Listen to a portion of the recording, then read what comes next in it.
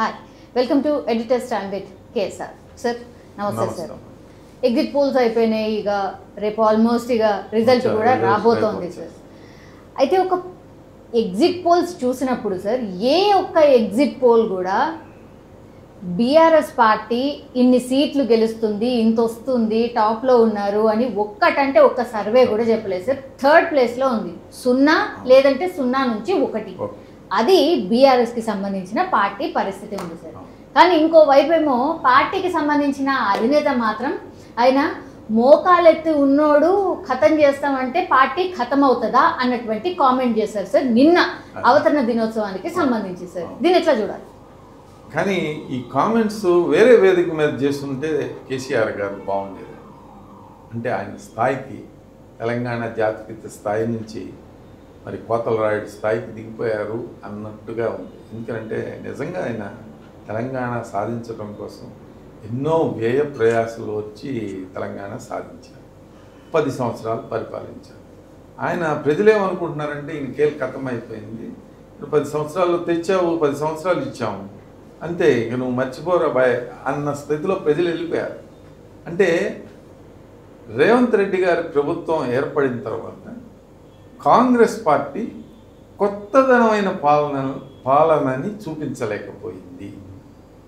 అంటే పాలన అంటే రేవంత్ రెడ్డి గారు తీసుకునే నిర్ణయాలు ఒక్కటే పాలన కాదు, సమిష్టి కృషి అనేది చాలా ఇంపార్టెంట్. మంత్రివర్గ సమిష్టి కృషి అంటే మంత్రివర్గంతో పాటు ఎమ్మెల్యేలు అందరూ గ్రౌండ్లో కూడా అలా పనిచేయాలి, టీం వర్క్ లాగా పనిచేయాలి.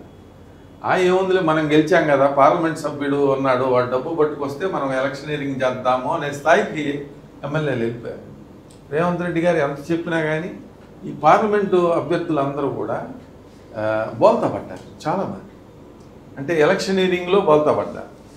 అంటే తక్కువగా అంచనా వేశారు ఎమ్మెల్యేలని, గెలిచిన ఎమ్మెల్యేలని, వాళ్ళ పార్టీ నాయకుల్ని తక్కువగా అంచనా వేశారు. అంటే ఎలక్షన్ ఖర్చు, డబ్బు ఖర్చు పెట్టాలి. అసెంబ్లీ ఏ విధంగా అయితే ఖర్చు పెట్టారో ఆ స్థాయిలో ధనాన్ని పార్లమెంట్లో కూడా ఖర్చు పెట్టగలిగితేనే కాంగ్రెస్ పార్టీకి ఒక ఊపు అనేది వస్తుందని, అదే ఊపుని కంటిన్యూ చేస్తుంది, లేకపోతే స్టేల్ అవుట్ అయిపోతుంది. కానీ సార్ అధికారంలో ఉన్నటువంటి పార్టీ ఆల్రెడీ ఆ మాన్యా ఉంటుంది కదా సార్.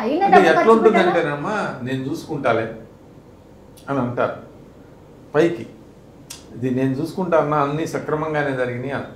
ఒక రేవంత్ రెడ్డి గారు మీటింగ్ ఉంటుంది, ఆ మీటింగ్ మాత్రం జన సమీకరణ చేస్తారు, ఓహో బాగా వచ్చారు వేసేస్తారు. కానీ గ్రౌండ్లో మండల స్థాయి నాయకులకి, విలేజ్ స్థాయి నాయకులకి ఆ బూత్ ఖర్చులకు కూడా ఇవ్వని పరిస్థితులు ఉన్నాయి చాలా చోట్ల కాంగ్రెస్ పార్టీ. అలాంటి అందువలన అసలు ఫస్ట్ ఏంటంటే ఓటు ఎందుకు వేయాలి కాంగ్రెస్ పార్టీకి అనేది వివరంగా వెళ్ళలేదు ప్రజల్లోకి బలంగా. ఈ కారణాల వలన కాంగ్రెస్ పార్టీకి వేయాలి.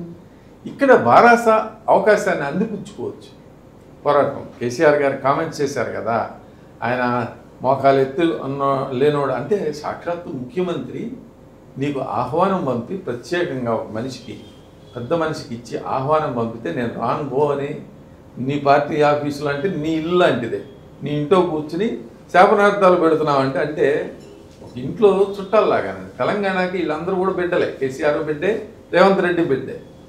ఒక బిడ్డ పెళ్లి చేసుకుంటున్నాడు అంటే ఉత్సవం చేసుకుంటున్నాడు, ఇంకో బిడ్డ ఆ బిడ్డని శాపనార్థాలు పెడుతున్నాడు. ఇప్పుడు తెలంగాణ మాత ఎలా చూస్తుంది? అరే ఎందుకు రావా, ఏదో ఉత్సవాలు చేసుకుంటున్నాడు, నేను రమ్మన్నాడు, కుర్చీ కూడా ఎంటీగా పెట్టారు అక్కడ, మరి నువ్వు వెళ్ళి ఆశీర్వదించి ఏదైనా రేవంత్ రెడ్డి మంచిగా చేయనాయన, ఇలా ఇలా చెయ్యి, ఇలా ఇలా కాదని చెప్పొచ్చు, దానికి తప్పేం లేదు. ఆయన పెద్ద మనిషి. అలాంటి పెద్ద మనిషి ఇంటి దగ్గర పిల్లి శాపాలు పెట్టినట్టు పిల్లి శాపాలు పెడితే, కొని శాపం పెడితే ఎలాగ ఉండాలంటే, అసెంబ్లీ ఎన్నికలు పోయినాయి కదా మీకు, అతనికి 2% కదా, మరి వాళ్ళు చేసిన తప్పుల వలన వాళ్ళు రేవంత్ రెడ్డి ప్రభుత్వం తప్పులు చేసిందాడు. మరి మీరు మంచి బాగా బాగా ప్రజలకు వివరించి, చాలా తప్పులు చేస్తున్నారో చెప్పి వివరించి ఆ 2% కవర్ చేసుకోవచ్చు కదా. ఈ మరి పార్లమెంట్లో అన్నీ కొట్టచ్చు కదా, మరి ఎందుకని కొట్టలేకపోయారు? మరి భాజపాతో అని మీరు ఎన్ని స్థానాల్లో, మహబూబ్ నగర్ స్థానంలో లోపాయికారిగా మొత్తం అంతా డీకే అరుణ గారికి చేశారు. జహీరాబాద్ స్థానంలో చేతులు ఎత్తేశారు. సిటీ మొత్తం ఎమ్మెల్యేలు గెలిచిన వాళ్ళందరూ సిటీ నుంచి గెలిచారు. అన్ని చోట్ల మూడో స్థానం అండి.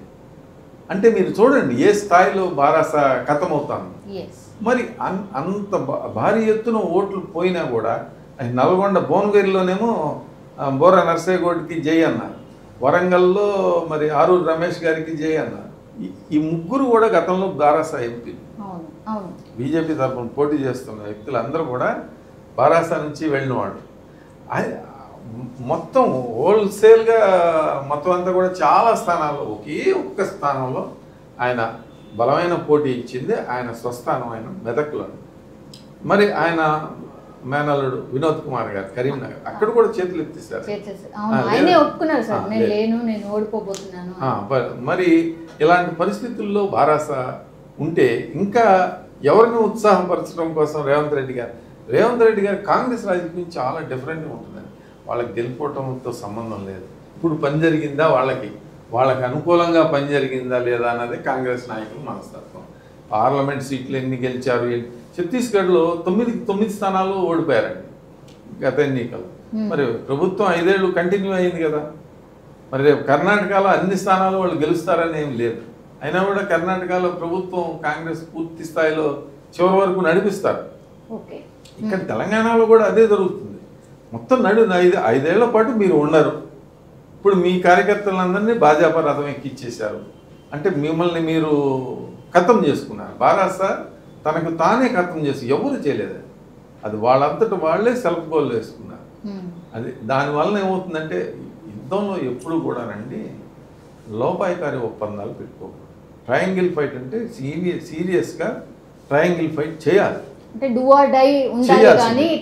ఎందుకంటే ప్రాంతీయ పార్టీ ఎప్పుడు జాతీయ పార్టీతో లోపాయికారి ఒప్పందాలు పెట్టుకోకూడదు. ప్రాంతీయ పార్టీకి లొంగి జాతీయ పార్టీ ఉండాలి. ఇప్పుడు ఏంటంటే ఈయన జనతాదళ్ ఎస్ స్థాయికి దిగజారిపోయారు. ఇప్పుడు బేరసారాల్లో జనతాదళ్ ఎస్కి కనీసం భాజపా 3 స్థానాలను ఇచ్చి, ఇక్కడ రేపు తెలంగాణలో మీకు ద్వితీయ స్థానం వచ్చాయి, 3 ఉన్నాయి.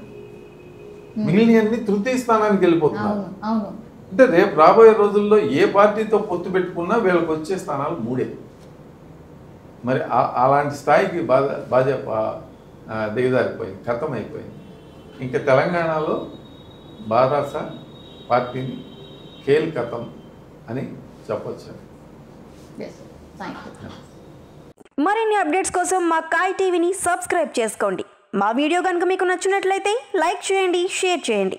మీ విలువైన అభిప్రాయాలను కామెంట్ బాక్స్లో తెలియజేయండి.